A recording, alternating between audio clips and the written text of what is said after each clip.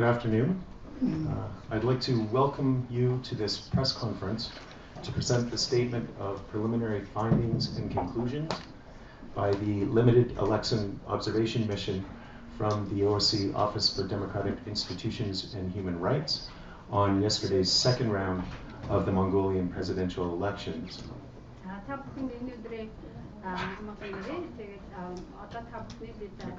Microphone. Та бүхэнд энэ өдрийн мэндийг хүргэе. Та бүхнийг өчигдөр болсон Монгол Улсын ерөнхийлөгчийн сонгуулийн 2 дахь шатны санал хураалтын талаарх ардчилсан институт хүний эрхийн байгууллагын сонгуулийг ажиглах хязгаарлалтын хорооноос гаргаж байгаа урьдчилсан үр дүн ба дүгнэлтийн тайлбарыг танилцуулах хэвлэлийн баг сургалт үрж байна. Presenting the preliminary statement today will be Ambassador Gert Henrik Arens, the head of our mission. And joining us on the podium today is Intilase, the deputy head of the mission. My name is Thomas Reimer, and I'm the spokesperson for ODIHR. За сонгуулийн ажиглалтын тайлан дүгнэлтийг сонгуулийн ажиглах хязгаарлалтын хорооны тэргүүн элчин сайд Gert Henrik Arens мөн тус хорооны дэд тэргүүн Intilase танилцуулах болно. Миний биеийг Thomas Reimer гэдэг. We will this afternoon have time for questions from the media, but before that, I will hand the floor to Ambassador Arens to present our findings and conclusions. Тайлан дүгнэлтийг танилцуулсны дараа сэтгүүлчид зориулан асуулт хариултын цаг гаргана. Одоо ингээд микрофоноо элчин сайд Gert Henrik Arens дамжуулъя. Thank you, Tom. Good afternoon, ladies and gentlemen from the media. За тоонд баярлалаа. Тэгээд энд хүрэлцэн ирсэн сэтгүүлчдэд болон ноёд хадагтаа та бүхэнд энэ өдрийн мэндийг хүргэе. The first ever presidential runoff in Mongolia took place against the backdrop of legal uncertainty. Анх удаага 2 дахь шатны санал хураалттай болсон Монгол Улсын ерөнхийлөгчийн сонгуул нь хууль эрх зүйн тодорхойгүй байдалд явагдаж өнгөрлөө. Positively, the General Election Commission issued clarifying regulations and, against the time constraints, administered the election in an efficient manner. Цаашаалтан сонгуулийн ерөнхий хороо шахуу цаг хугацаанд багтаан тодорхойгүй байдлыг зохицуулсан журмыг гаргаж сонгуулийг үр дүнтэй зохион байгууллаа. The period between the two rounds was tainted by instances of blurring the line between governing and campaigning, as well as widespread allegations of vote buying. Хоёр шатны санал хураалтын хооронд хугацаанд төрийн захиргааны байгууллагын аль биесны үйл ажиллагаа болон сонгуулийн сурчлагын хоорондох цаг ялгааг өдөрүүлсэн тохиолдлууд үүсч мөн санал худалдаж авах гэсэн мэдээллүүд олноор гарч байлаа. Campaigning, although the law was widely interpreted as prohibiting it, was predominantly carried out online or through direct engagement with voters and remained antagonistic. Хэдийгээр сонгуулийн сурчлагыг хуулиар хоригдсан гэж нийтээр тайлбарлаж байсан хэдий ч сурчлагаагаа нэр дэвшигчид сурчлагаагаа онлайн орчинд голлон явуул сонгогчдод шууд хүрэх байдлаар явагдаж байсан нь үүний эсрэг явдал боллоо. Calling on voters to cast a blank ballot in protest was a distinct feature of the runoff. Сонгуулийн сурчлагын санал хураалтын өмнө саналын хоосон хуудас өгөх явдал гарч байсан нь энэ сонгуулийн содон зүйл боллоо. The election day itself was orderly and knowledgeable polling station staff efficiently facilitated voting. Сонгуулийн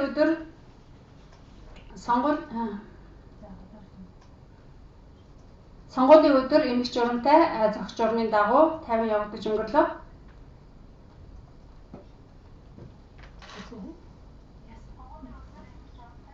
On 27 June, the General Election Commission announced preliminary results of the first round.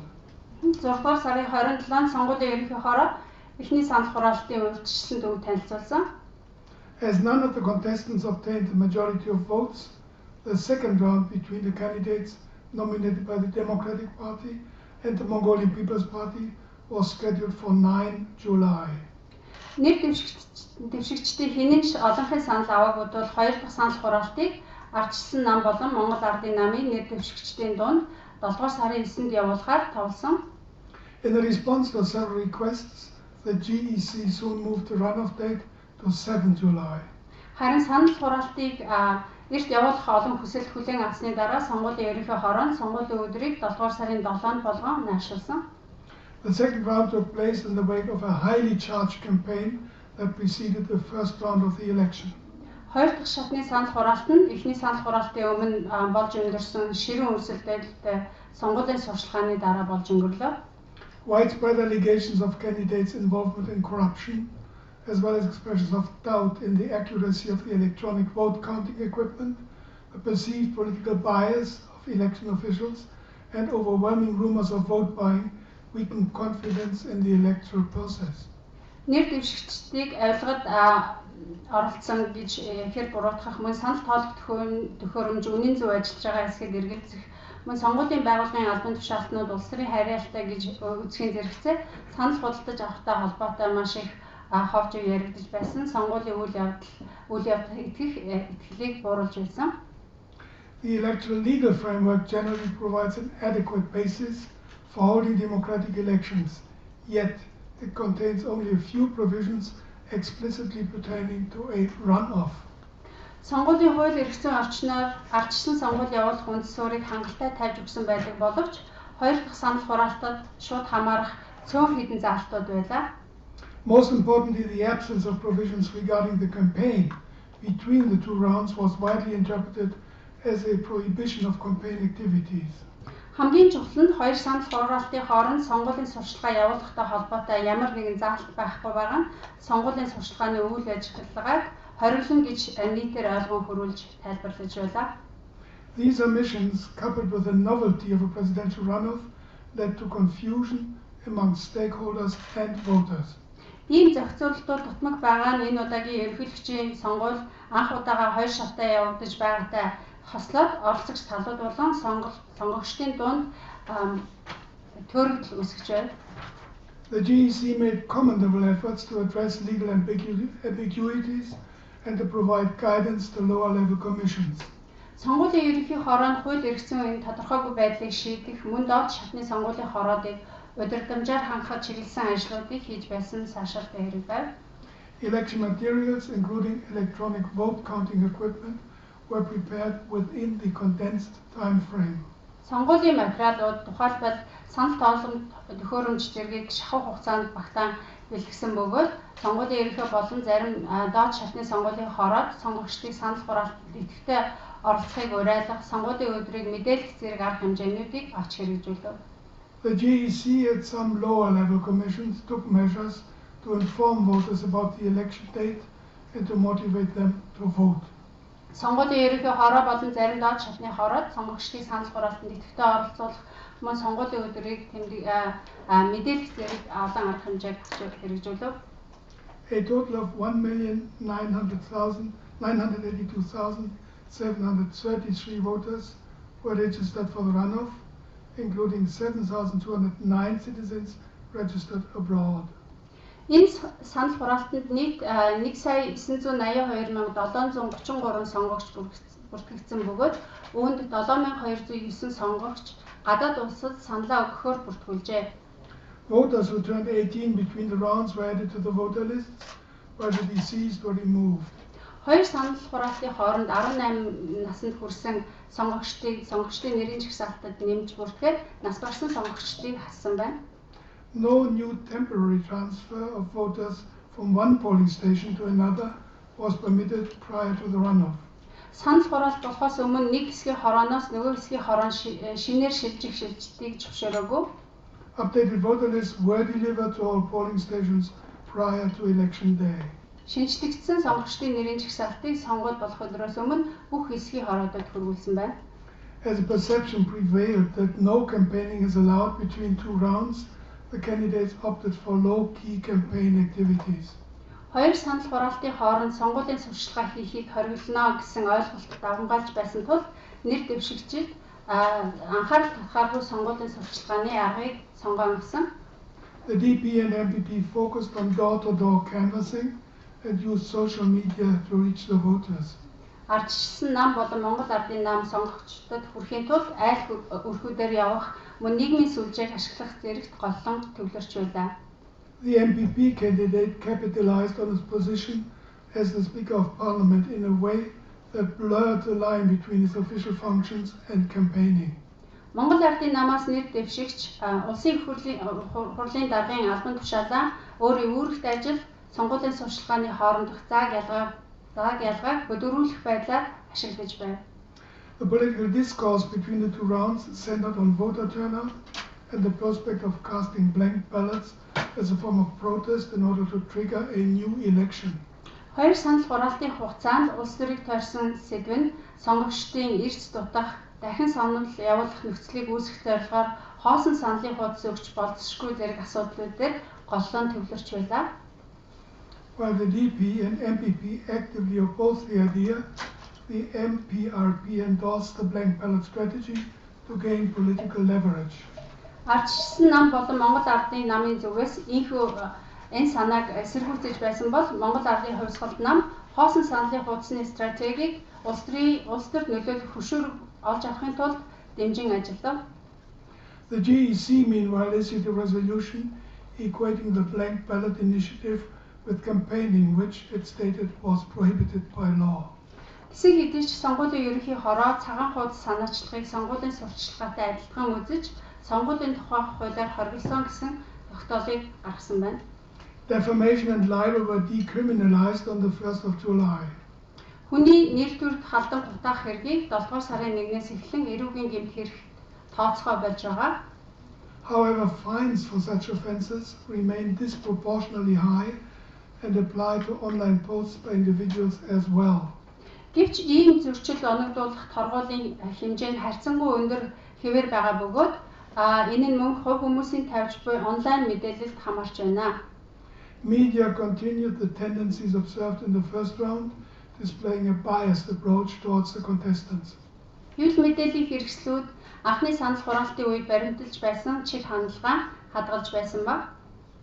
The OCOD Liam was informed about a large number of complaints on vote buying filed with DECs.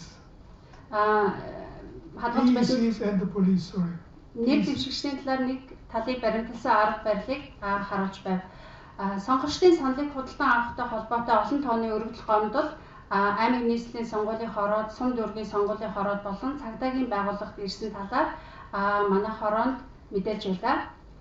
Prominent police investigations on alleged illegal financial dealings that impacted the pre-election environment prior to the 26 June polls were not resolved before the runoff. 6 дугаар сарын 26-ны санал хураалтаа өмнө сонгуулийн өмнөх орчинд нөлөөлсөн хууль бус санхүүгийн ажиллагаатай холбоотой хэргийг мөрдөж байгаа цагдаагийн байгууллагын ажиллагаа нь 2 дахь санал хураалтаас өмнө шийдэгдээгүй хэвээр байна. Election day proceeded in an orderly manner and procedures were followed in the polling stations visited by the OCOD Lyon. Сонгуулийн өдөр Европын аюулгүй байдал хамтын ажиллагааны байгууллагын ардчилсан институт хүний эрхийн газрын сонгуулийн ажил хязгаарлагдмал хорооны очиж ажигласан хэсгийн хороо дээр сонгуулийн өдөр эмэгт журамтай цогц журмын дагуу явагдаж байлаа. At times they observed vigorous efforts of local and election administration as well as parties to raise the turnout. Зарим үед орон нутгийн болон сонгуулийн байгууллага мөн түнчлэн улс төрийн намуудын зүгээс сонгогчдын эрсийг өсгөх талаар ихээхэн хүчин чармайлтуудыг гарган ажиллаж байв. The GEC started to release aggregated preliminary results immediately after the automated count, but did not publish them broken down to the district or polling station level, thus curbing the possibility of independent scrutiny.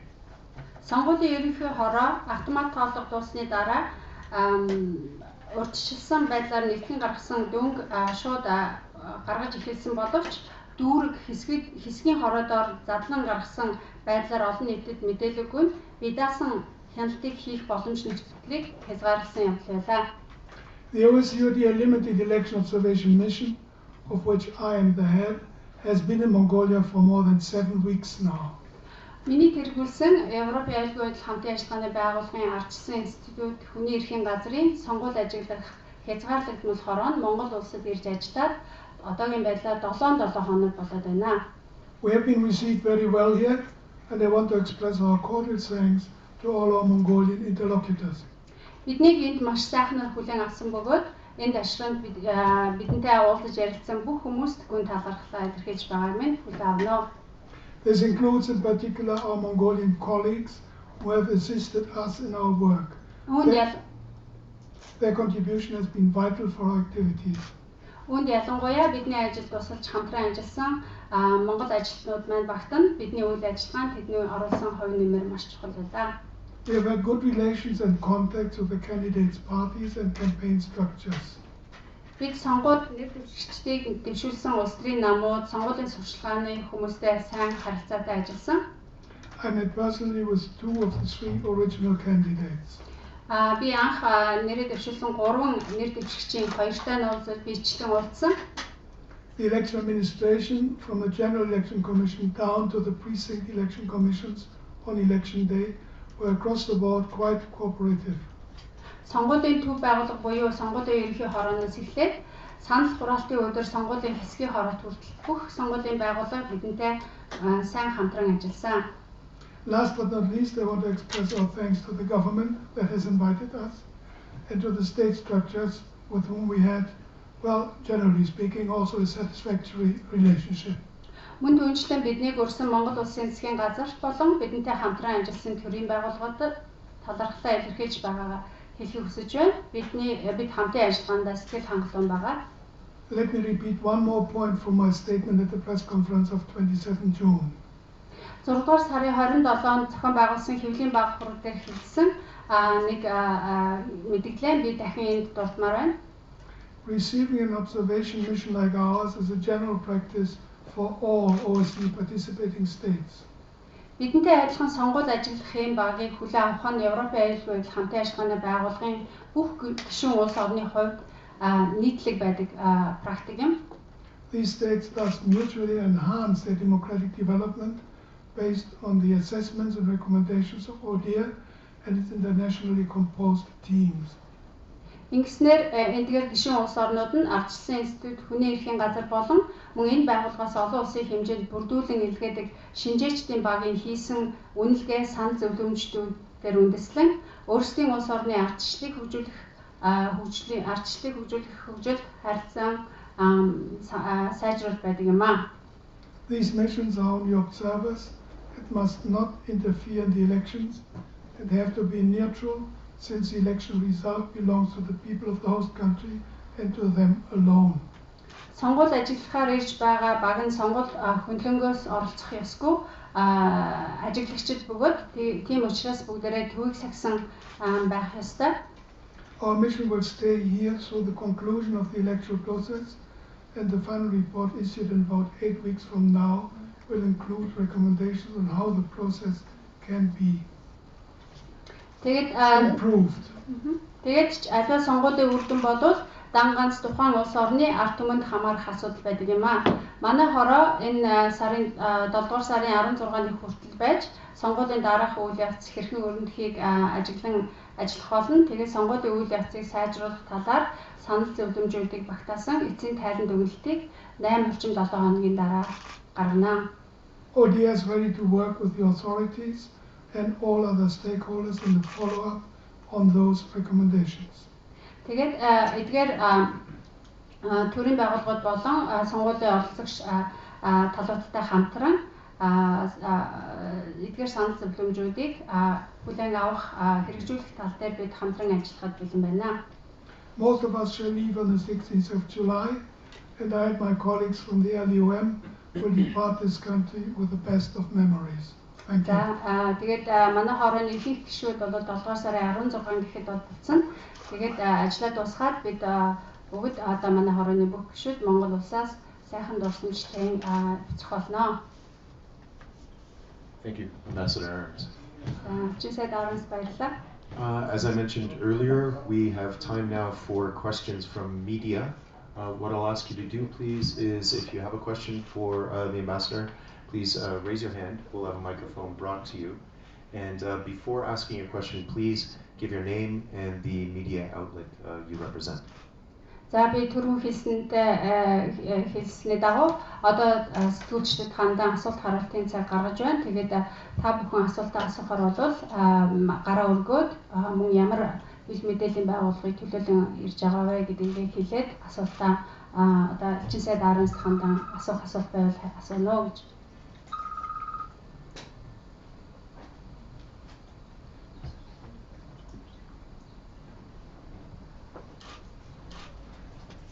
Hi, Ambassador and others. Thank you for your time. My name is Peter Bittner. I'm with The Diplomat.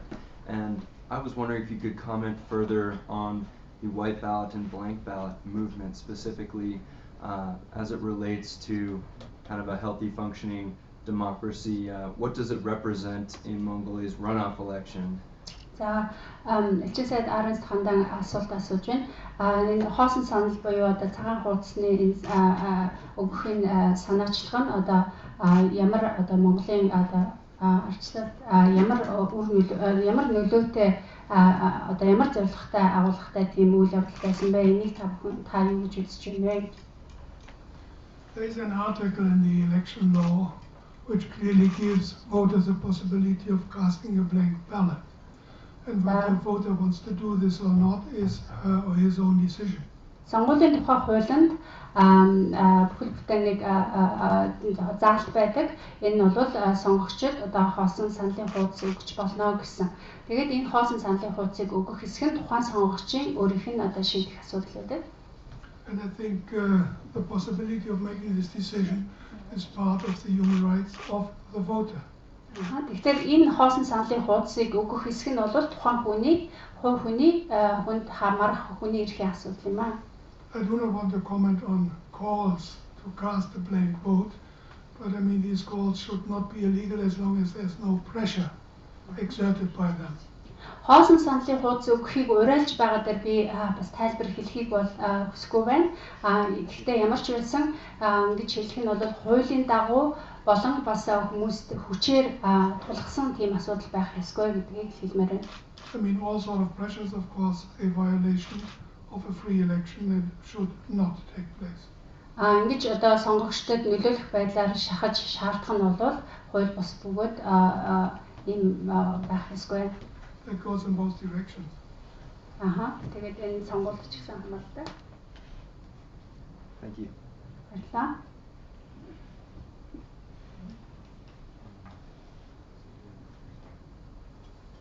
Any other questions this afternoon? За, өөр асуулт байна уу? Well, it would seem then that the ambassador has explained things pretty well already. That said, I'd like to thank you again for joining us this afternoon and wish you a wonderful rest of the day. За, тэгээд та бүхний өнөөдөр хүрэлцээсэн баярлалаа. Өдрийг сайхан өнгөрүүлээрэй.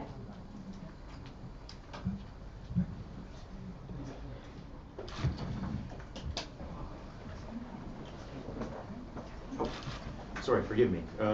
Just quickly, the preliminary statement which the ambassador just read or presented will be available for you on the table as you leave, along with the press release. The press release is available in both English and Mongolian. Unfortunately, with translation, the preliminary statement is available presently only in English. However, the Mongolian language translation of that should be posted this afternoon on the OSCE ODIHR website, so you will be able to access it there. За та бүхний гарахтаа одоо саяны элчин сайд Аранс хэлсэн одоо сонгуулийн урьдчилсан дүгнэлтийн талаарх мэдээллийг нүүдэнд байгаа хилээ тавьсан байгаа. Тэндээс авч болно. Мөн одоо өнөөдрийн хэвлэлийн баг хурлын мэдээллийг ч гэсэн англи монгол хэл дээр авч болно. Харин энэ тайлан дүгнэлтийн одоо англи хэл дээр хувийг бас мөн авч болно. Удахгүй монгол хэл дээр хэвлэгдэх орчуулга нь бол одоо энэ арчлалын институт хүний эрхийн байгууллагын вебсайтн дээр удахгүй тавигдах болно.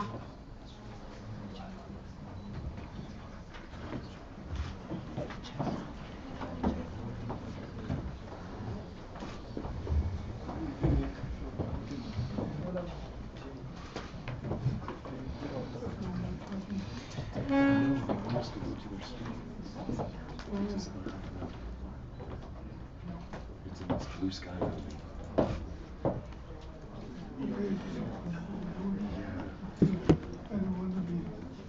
Okay. I'll stand in front of you. We'll just introduce the image one. Is it good?